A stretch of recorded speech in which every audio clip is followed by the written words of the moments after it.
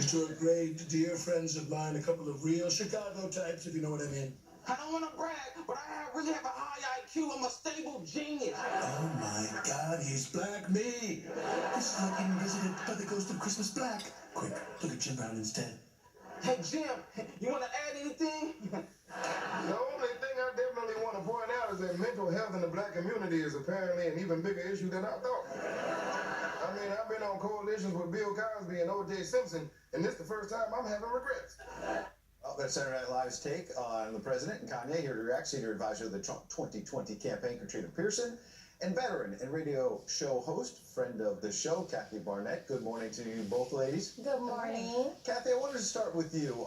There were some funny moments there, perhaps, with Saturday Night Live, poking a little fun at the president. We know they're anti-Trump, but sometimes they just have a little bit of fun. But then they got to that mental health part, which has really been a sore point this week, hasn't it? Oh, yes, it has. You know what we've been witnessing over the past couple of days is fear from the Democratic Party, because now I earnestly believe black people are beginning to wake up.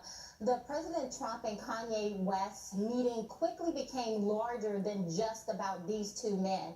It quickly became more about, do we have autonomy in this nation to be able to think the way we want to think the way we choose, or is it just black people who have to subscribe to this monolithic style of thinking? I've said for years now that yes, I'm black, but I'm not a Democrat. Just because I'm black does not mean that I too subscribe to liberal policies that have absolutely decimated our community. So what we've been watching over this week is just that fear from the Democratic Party that black people are beginning to wake up. Katrina, you have to wonder if she's exactly right that it's fear, because let me quickly play what CNN did on Tuesday night and get you to react. Watch.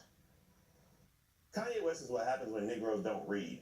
And we have this now, and now Donald Trump is going to use it and pervert it. He's all of a sudden now the model spokesperson. He's the token Negro of the Trump administration. This is ridiculous, and no one should be taking Kanye West seriously. He's clearly has issues. Katrina, I don't even want to repeat that phrase, and yet it was said on CNN, and they basically haven't apologized or done anything. Well, of course they haven't apologized for it. They actually believe the stuff that their paid contributors are saying. They don't believe that black people are intelligent. They believe that black people should not like to make money and be prosperous.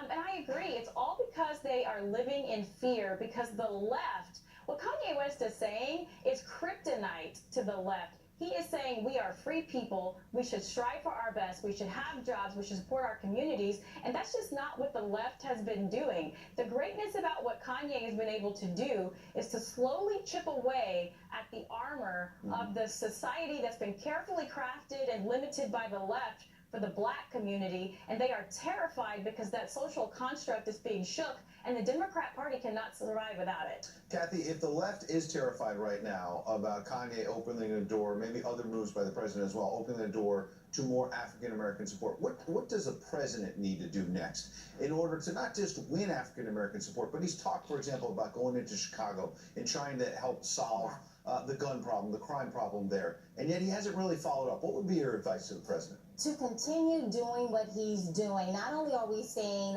unemployment for African Americans being at the lowest it has ever been, as well as for Hispanics and women as well, but what I saw on earlier last week when the President Trump was talking to Kanye is a president who was listening, he was attentive, he was respectful. He didn't tell Kanye, hey, listen, you need to whiten up your vocabulary. He listened to what he had to say. He accepted him as he was. And to Katrina's point, I think it's noteworthy for us to take into consideration that not all overseers on slave plantations were white. They had black overseers too, and their job was to keep black folks in line. And that's exactly what we saw over the past week. Are the Don Lemons of the world doing their role in keeping black folks in line. Don't you dare step off the Democratic plantation. Get yourself together. Katrina, that is an interesting point. I wonder, how do you see this playing out in the midterms and then heading to 2020 in terms of the president winning more African-American support?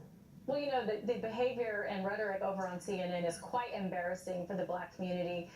But I would say, you know, I was there in 2016 when Donald Trump's campaign tried to go to Chicago. I was there when Donald Trump went to the black church in Detroit, something that a Republican candidate did not do in the past, and made his case. And we have seen through his efforts, just on the campaign alone, him garner more black support in an election than the last two previous Republicans.